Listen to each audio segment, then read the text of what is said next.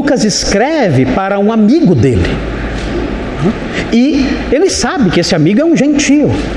E os gentios, eles tinham uma grande dificuldade com a questão da ressurreição. Para os gentios, a ressurreição era algo simplesmente absurdo. Isso não só nessa época. Posteriormente, os críticos do cristianismo, no século II, por exemplo, diziam o seguinte: olha, a ressurreição não é uma crença digna de seres racionais. Seres humanos, seres racionais, é impossível que seres racionais, seres humanos, creiam na ressurreição. Isso é simplesmente insano. É algo próprio de loucos. Não há como acreditar nisso. Então era muito forte a rejeição da ressurreição naqueles tempos. Vocês podem ver isso, vou mostrar aqui para vocês um exemplo disso, no capítulo 17 de Atos, quando Paulo prega em Atenas. Veja o que acontece em Atenas, no capítulo 17. Veja o versículo 18.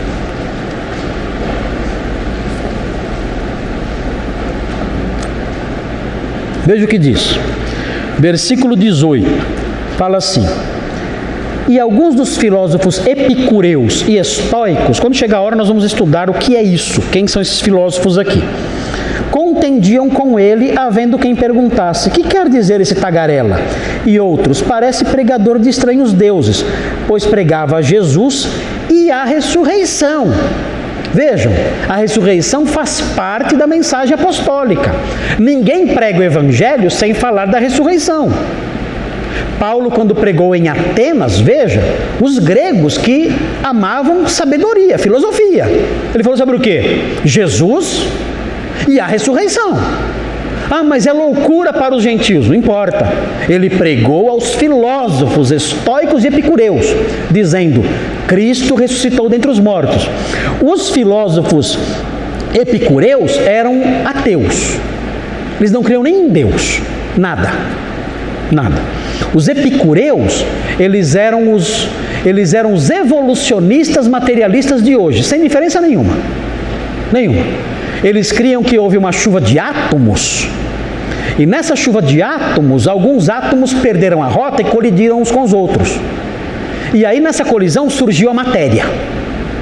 Então tudo que existe é só isso, matéria, só.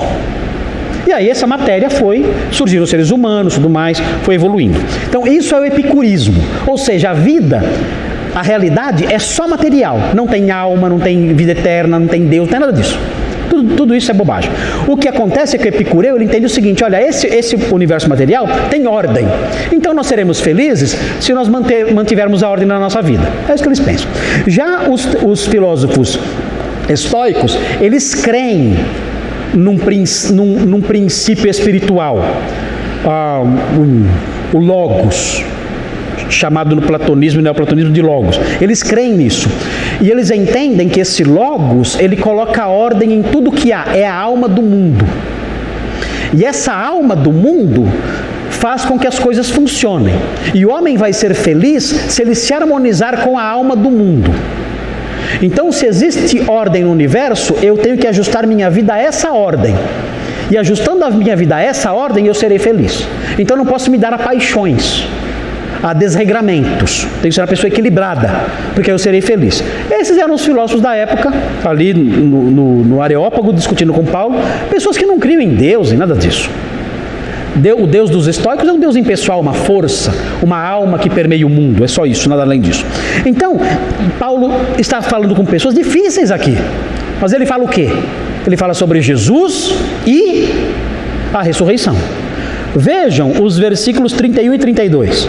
Veja o que diz, 31 e 32. Fala assim, Paulo falando: porquanto estabeleceu um dia em que há de julgar o mundo com justiça, por meio de um varão que destinou e acreditou diante de todos, ressuscitando dentre os mortos. Realça de novo a ressurreição. Vejam o versículo 32. quando ouviram falar de ressurreição de mortos, uns escarneceram. Loucura para os gentios, né? Loucura para os gregos. E outros disseram, outros foram mais educados: a respeito disso te ouviremos noutra ocasião. Ou seja, a forma educada para dizer o quê? Tchau, não quero mais te escutar, passe bem, até logo. Então essa foi a reação. É a reação que a gente escuta, essa aqui ou não? São duas reações. Primeiro, escarnecer. Escarnecer é zombar. E segundo, uma dispensa, né? Escarnecimento e dispensa, é isso aí. Então fizeram isso com quem? Com o apóstolo Paulo. Vão fazer comigo? Vão ou não? Vão fazer com você? Vão.